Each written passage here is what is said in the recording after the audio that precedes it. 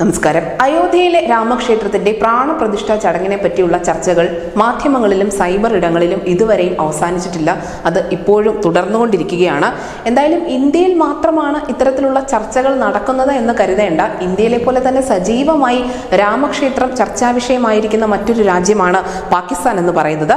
പാക് മാധ്യമമായ ഡോണിൽ വന്ന ഒരു ലേഖനം, ഈ രാമക്ഷേത്രത്തെ പറ്റി വന്ന ലേഖനം, അത് വളരെയധികം ശ്രദ്ധ പിടിച്ചു പറ്റുന്നുണ്ട്.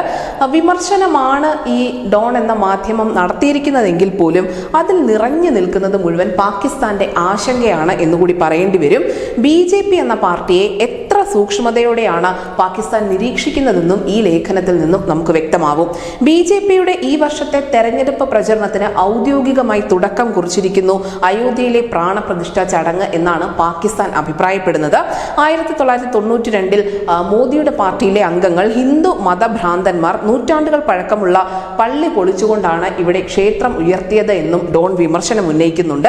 ഇന്ത്യയിലെ മുസ്ലിങ്ങളെ കുറിച്ചുള്ള ഒരു വലിയ ആശങ്കയാണ് അടുത്തതായി ലേഖനത്തിൽ പങ്കുവയ്ക്കുന്നത്. പാകിസ്ഥാനിൽ അഹമ്മദിയ മുസ്ലിങ്ങളെ എങ്ങനെയാണ് അവർ പരിഗണിക്കുന്നത്? സ്വന്തം രാജ്യത്ത് അവരെ മുസ്ലിങ്ങളായി പോലും കണക്കാക്കാതെ അവർക്ക് ആരാധനാ സ്വാതന്ത്ര്യം പോലും നിഷേധിച്ചുകൊണ്ട് ക്രൂര പീഡനത്തിന് ഇരയാക്കുന്ന പാകിസ്ഥാൻ തന്നെയാണ് ഇന്ത്യയിലെ മുസ്ലിങ്ങളെ കുറിച്ച് വലിയ ആശങ്ക പങ്കുവച്ചിരിക്കുന്നത്. അടുത്തത് ഇന്ത്യൻ ജനാധിപത്യത്തെ കുറിച്ചുള്ള ആശങ്കയാണ് ഈ ലേഖനത്തിൽ നിറയുന്നത്. നമുക്കറിയാം, പാകിസ്ഥാനിലെ ഭരണം, അതിന്റെ സ്ഥിരതയൊക്കെ എങ്ങനെയാണെന്ന് ലോകത്തിന് മുഴുവൻ അറിയാം. അടിക്കടി പട്ടാള അട്ടിമറിയിലൂടെ ഭരണം നേടുന്ന, അല്ലെങ്കിൽ കൃത്യമായ ഒരു നേതൃത്വം ഇല്ലാതെ മുന്നോട്ട് പോകുന്ന ലോകത്തെ തന്നെ ഒരേ ഒരു രാജ്യം ഒരുപക്ഷെ പാകിസ്ഥാൻ ആയിരിക്കാം. അങ്ങനെ ഉള്ള ആ രാജ്യമാണ് ഇന്ത്യൻ ജനാധിപത്യത്തെ പറ്റിയുള്ള ആശങ്കയും ഈ ഒരു ലേഖനത്തിലൂടെ പറഞ്ഞുകൊണ്ടിരിക്കുന്നത്. എന്തായാലും രാമക്ഷേത്രം ഉയർന്നത് പാകിസ്ഥാന്റെ ചില ഭാഗങ്ങൾ വീണ്ടെടുക്കാനാണ് എന്നുള്ള ആശങ്ക കൂടി ഡോൺലി ലേഖനം പങ്കുവെക്കുന്നുണ്ട്.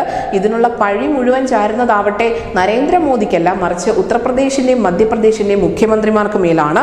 അങ്ങനെ പാകിസ്ഥാനിലും ഒരു കൂട്ടക്കരച്ചിൽ തന്നെയാണ് അയോധ്യയിലെ രാമക്ഷേത്രത്തിന്റെ പ്രാണപ്രതിഷ്ഠാ ചടങ്ങിന് ശേഷം നടക്കുന്നത്. News desk news India Malayalam.